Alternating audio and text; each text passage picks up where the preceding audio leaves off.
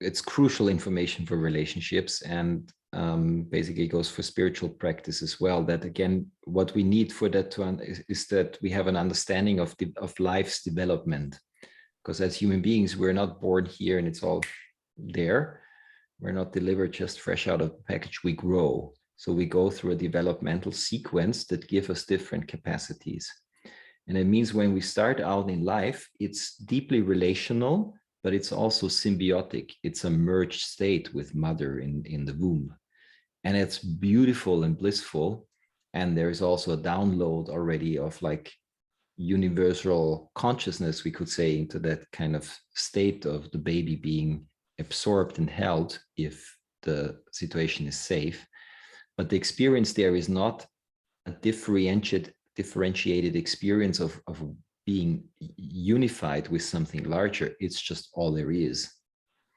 And then when we go through life, there is more separation and more separation and more separation. Like you get out of the womb and you become even more distant from your mother. You develop your autonomy. You can go away and you can be different than your mother and your family. And later on, you do your own thing, hopefully.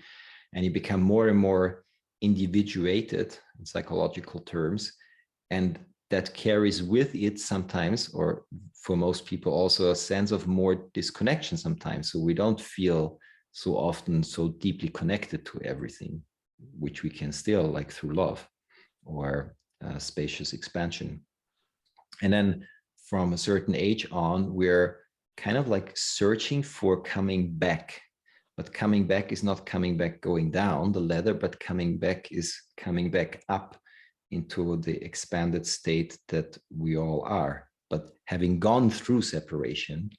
And so when people go into relationships, it can be that we first meet and we feel like one, love at first sight, and a beautiful merging situation, and you just want to be together and you just want to be like this, and it feels like you want to abandon yourself, and it's beautiful.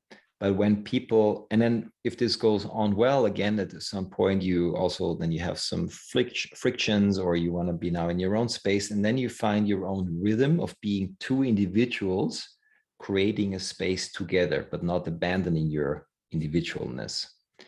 But now a lot of people, all of us to some degree, have wounds through that developmental journey. And so in those places, maybe we have either experienced that we were absorbed too much. So for us, merging is like, it's like we are allergic to it. So I don't even go into relationships too much. And I need to maintain my autonomy at all costs, always, because otherwise people will engorge on me. Or other people have experienced, and this is simplified, but just to give a grand orientation, other people have experienced like not enough contact, and there's always a yearning for more connection. And then when somebody's there that feels available to this, it feels like, I just don't want to get out of that contact anymore. Problem is you cannot go like this state through life, because also you are supposed to be an individual and to develop further, and it's not suitable for an adult life. So people then will need to work on this so that I can feel as an individual, but that is an individual that is fully capable of meeting very deeply without collapsing my personal boundaries. And that's again now very important where trauma comes in, because trauma does one thing very often. Either it enhances our boundaries very, very strong, so they don't become like permeable spheres, but they become brick concrete walls. I need to protect myself. Or trauma can also have the effect of like losing my sense of boundaries, and I don't even know that I have boundaries and where they are and how to take care of them. And if somebody comes together with me who maybe also doesn't have such a good sense of boundaries, it feels very good, because at least we're together and we create a bubble for ourselves. But that always is like when it's a dramatic, passionate, intense meeting, it also will be a passionate, intense conflict sooner or later. It always is like, it's like a formula. And it's, again, that is right, because life says, no, wait, you're not supposed to be like this. You're an adult. but now this needs to happen. And then you go, but something's wrong now. And you try to recreate that.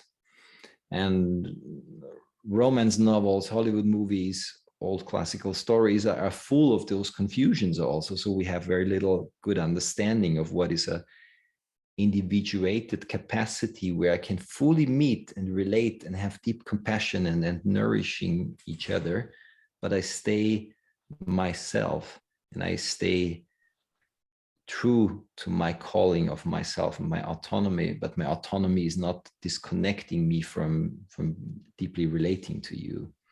And so this understanding of, am I falling in love, like falling down, collapsing my individuality and myself, or am I rising in love, and love that I feel for one other person is giving me the fuel and the drive and the beauty to actually go on my journey, to feel that love is not just with you, it's within me, and it's with everything, and it's with the whole universe, with this whole existence.